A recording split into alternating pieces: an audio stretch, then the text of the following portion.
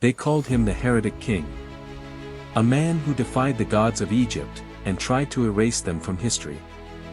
One pharaoh, who believed he could speak to the sun itself. But in his quest for divine truth, he would tear apart an empire built on faith and fear, and vanish into the sands, as if he never existed. Egypt. A land of temples, kings, and gods that ruled the hearts of men. For thousands of years, their names echoed in stone: Ammonius, Ra, Osiris, Isis. But in the 14th century BCE, a single man rose and dared to silence them all. He wasn't content to rule Egypt, he wanted to rule heaven itself. His name was Amenhotep IV, but soon, he would change it to Akhenaten, servant of the Aten, the god of the sun disk. At first, Akhenaten looked like any other pharaoh.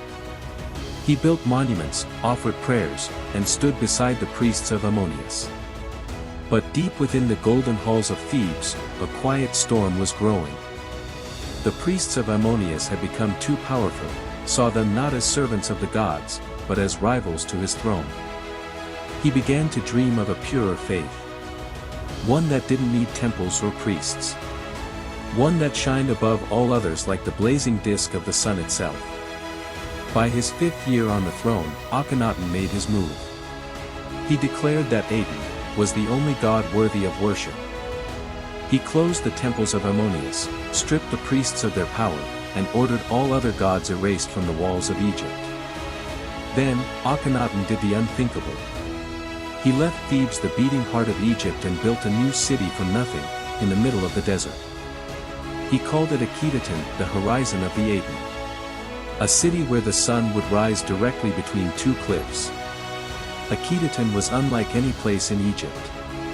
There were no gods of death here. No dark tombs. No priests of Ammonius. Instead, the walls were alive with art paintings of Akhenaten, his wife Nefertiti, and their daughters, bathed in rays of sunlight that ended in tiny hands that offered life itself. For the first time, royal art showed love, laughter, and tenderness. A pharaoh kissing his child. A queen smiling beside her husband. It was intimate, human, and completely alien to Egypt's timeless traditions. But beneath the beauty, cracks began to form. The old priests whispered in secret. The people struggled to understand this new god who had no face, no form, only a blazing disk in the sky. And as the gold poured into Akhetaten, Egypt's borders began to crumble. Foreign allies fell. Trade weakened. The great empire of Egypt was beginning to starve while its pharaoh sang hymns to the sun. Then, silence. Somewhere between the 13th and 17th year of his reign, Akhenaten vanished. No great tomb. No glorious burial. Only whispers and fragments left in the sand. Did he die peacefully in his sunlit city? Was he overthrown by the priests he betrayed? No one truly knows. But what we do know, is what came next. The old gods returned. Aten's temples were abandoned. Akhetaten, his horizon of the sun, was left to crumble into dust. And as if he had never lived, his name was chiseled off the walls of Egypt. His statues destroyed. His memory erased. The next pharaohs Tutankhamun, I, and Horemheb restored the gods of Egypt, and called Akhenaten's reign an abomination. For 3,000 years, his name remained buried in silence, until archaeologists rediscovered his city in the 1800s. And there, among the ruins, they found a story the sands of time tried to erase. Akhenaten dreamed of one God, one truth, one light that shined for all mankind.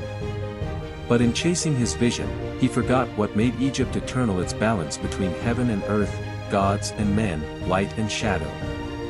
He reached for the sun, and was consumed by it. Maybe that's the price of believing you can rewrite the divine.